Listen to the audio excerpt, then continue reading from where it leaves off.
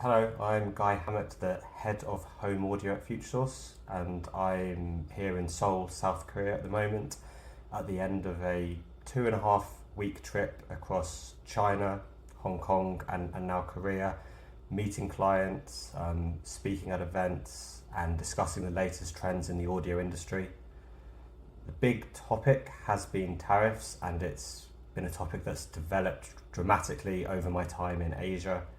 So when I first landed, I was presenting at the Global Audio Summit, arranged by the China Audio Industry Association. Back then, we were sure tariffs were coming, but in terms of the numbers, we knew nothing. At the event, there was quite a lot of strong anti-American rhetoric from some of the presenters. And in our meetings with our Chinese clients, with OEMs, ODMs, people throughout the supply chain over the following week in China and Hong Kong, a pretty common theme was that these vendors had anticipated the tariffs and anticipated this was the way that trade was moving over the past few years. So they were quite proudly telling us that, well, of course the tariffs are going to affect us, but we've actually already started moving our production to Vietnam, Thailand, India, Mexico, all over Southeast Asia in addition to Mexico, but primarily Vietnam. And therefore, the tariffs aren't great for us, but actually we're in a very good position to ride this storm out. Come the middle of last week, and the announcement of what the tariffs would be, how high they would be, how many countries they would be, all of these vendors suddenly panicking. They'd spent a lot of time and money moving or setting up factories in these other Southeast Asian countries, and now lots of these countries were facing 30, 40, even 50% tariffs.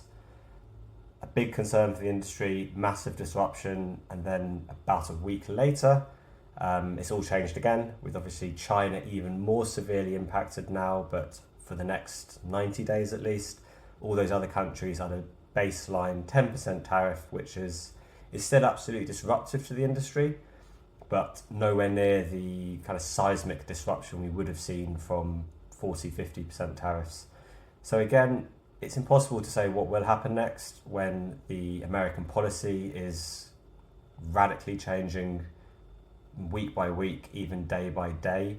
But everyone we're speaking to is certain that the landscape has changed for certainly the medium term at least.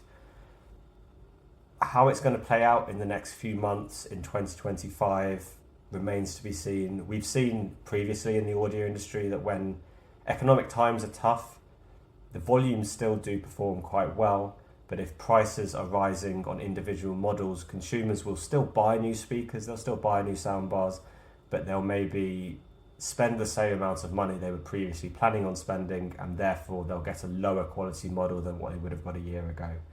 But again, looking at the big picture, the themes of dual sourcing and having a diverse supply chain are here to stay. Regardless of what Mr. Trump does in the next weeks, months, even years as he serves out his term, vendors never want to be caught in this situation again. So in the long term, we're unlikely to see one country completely dominating manufacturing again, and it's likely to be much more diverse supply chains over the medium term.